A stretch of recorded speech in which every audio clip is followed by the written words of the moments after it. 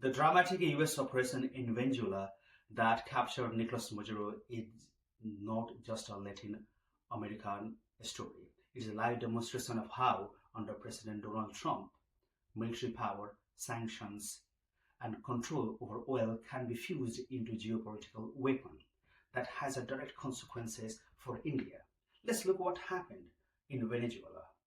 On 3rd January 2026, US force launched a large-scale strike on Venezuela, neutralized its air defenses, and carried out a special operation that physically removed Maduro and his wife Celia Flores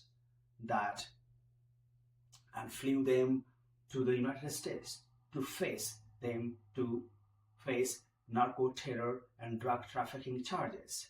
Washington insists this is a law enforcement actions against a corrupt dictator.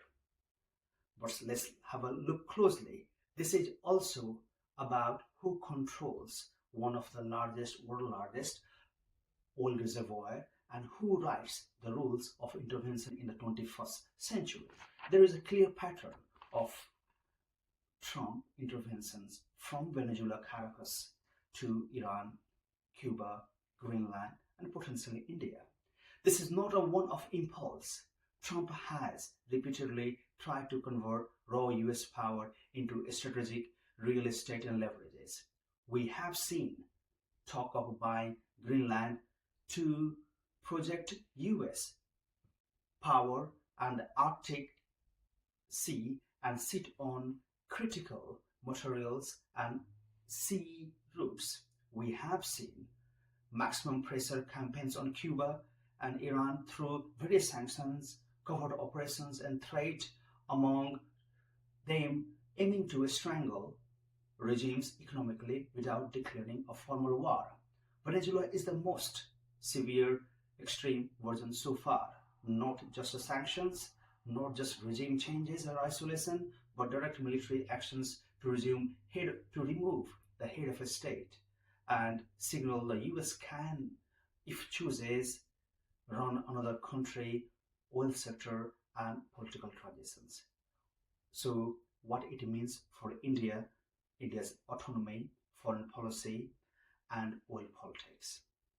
For India, 3 issues stands out.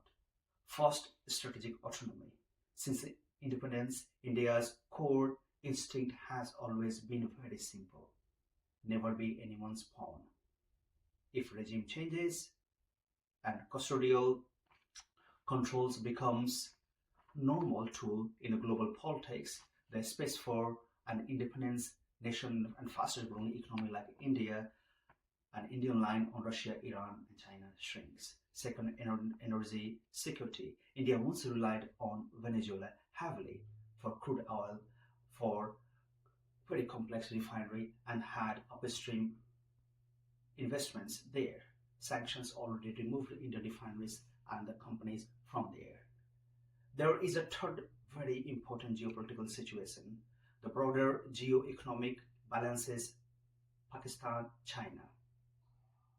Under Trump, US do want and has not hesitated to slap higher tariff on Indian economy and Indian goods to pressure New Delhi, India, to not buying Indian oil. And at the same time, it appears very clearly US has supported Pakistan, which is a terror harboring nation. In parallel, Washington wants India firmly on its side in mainly rivalry with China to combat and excel on technology, supply chain, and Indo-Pacific. After Caracas, there is a risk that Washington expects Indian alignment with these stakes. However,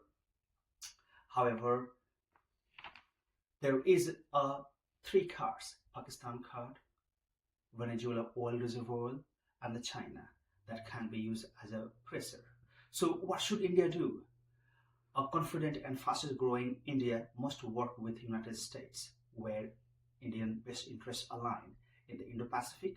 Second, high technology and in counter-terrorism. However, it cannot outsource its foreign policy to anybody, missions or missile sanctions, that India must diversify its own oil and energy sectors. It is clear democracy cannot be delivered at the gunpoint. From Caracas to Kiev to South China, and the message from India should be very consistent.